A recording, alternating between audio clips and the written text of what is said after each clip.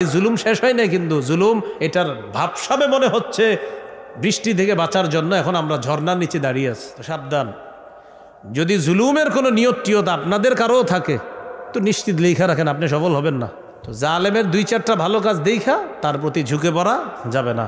দেখেন, এই কথা কেউ কারো গায়ে নিয়ে না। এখন অনেকে মনে করবে হুজুর এটা কারে কয়, যে জুলুম করে তারে বলি। এই ওয়াজ যে জুলুম করে সেই, এটা আপনি কারো উপর নিয়ে না। এই এলাকার কোনো জালেম হইলে তার উপরে এই ওয়াজ যাবে। যদি বলেন কারে, যে জুলুম করে তাকে। হুজুর জুলুম জালেমটা কে? যে জুলুম করে যেটাকে, যেটাই তো সে।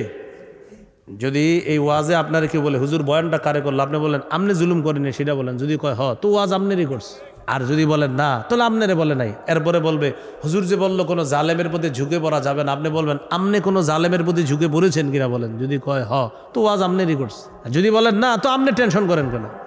তো আল্লাহ তাআলা বলেন জালেমের দুই চারটা ভালো কাজ কর্ম দেখে তার প্রতি ঝুঁকে পড়া যাবে না, তাকে প্রশংসায় ভাসিয়ে দেওয়া যাবে না।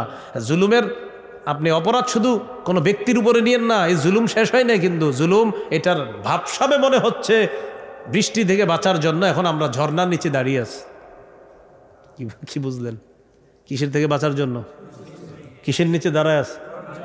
এরকম তো, এরকম হইলে তো মুশকিল। তো সাবধান, যদি জুলুমের কোনো নিয়ত টিয়ত আপনাদের কারও থাকে তো নিশ্চিত লেখা রাখেন, আপনি সফল হবেন না।